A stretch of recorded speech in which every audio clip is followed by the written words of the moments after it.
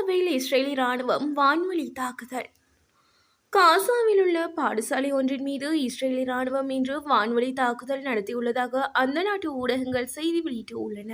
இத்தாக்குதலில் இதுவரை 57 பேர் உயிரிழந்துள்ளதாகவும் 73 பேர் காயமடைந்துள்ளதாகவும் தெரிவிக்கப்படுகிறது. அத்தோடு தாக்குதல் நடத்தப்பட்ட பாடசாலை அகதிகள் தங்க வைக்கப்பட்ட ஐநா அமைப்பிற்கு சொந்தமானது என தெரிய வந்துள்ளது. கடந்த 15 நாட்களில் நடந்த 3வது தாக்குதல் இதுவாகும்.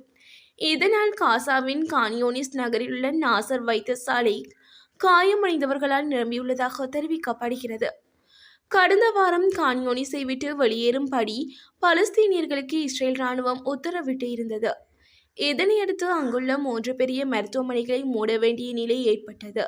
ஐக்கிய நாடுகள் சபை இது ஒரு ஆபத்தான நடவடிக்கை என தெரிவித்துள்ளது. இதேவேளை கான்யூனிஸிலிருந்து மக்களை வெளியேற்ற கூடுதல் கால அவகாசம் அளிக்க வேண்டும் என்றும் கூறப்படுகிறது. இந்த காலகட்டத்தில் இஸ்ரேல் அகதிகள் மீது தாக்குதல் நடத்தக்கூடாது. காசாவில் உள்ள பாடசாலைகள் மீது 3 தாக்குதல்களை நடத்தியதாக இஸ்ரேலிய ராணுவம் கூறியது. கைதிகளால் நிரம்பி வழியும் சிறைச்சாலைகள்.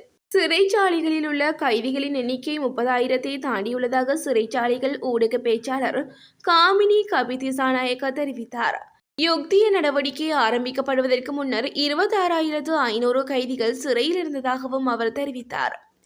இந்த நிலையில் கைதிகளின் எண்ணிக்கை அதிகரிப்பால் சிறைச்சாலை உத்தியோகத்தர்களின் தேவை அதிகரித்துள்ளதாக தெரிவித்த ஆணையாளர் சுமார் 1,600 சிறை காவலர்கள் பற்றாக்குறை உள்ளதாகவும் தெரிவித்தார். அத்துடன் அவர்களில் 900 பேரை ஆட்சேர்ப்பு அனுமதி வழங்கப்பட்டுள்ளதாகவும் அவர் குறிப்பிட்டுள்ளார்.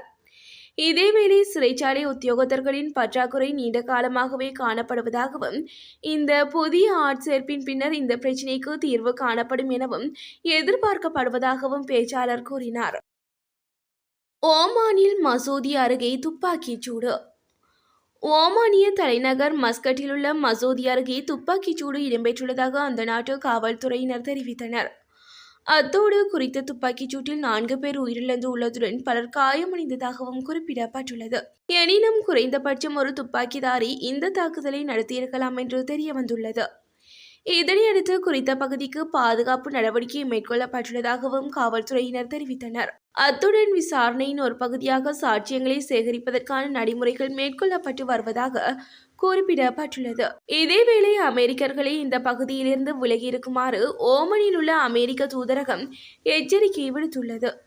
மேலும் அரேபிய தீபகற்பத்தில் வளைகுடாவின் வாயிலில் மூலோபாய ரீதியாக அமைந்துள்ள ஓமனில் இத்தகைய வன்முறைகள் அரிதாகவே இடம்பெறுகின்றமை குறிப்பிடத்தக்கது.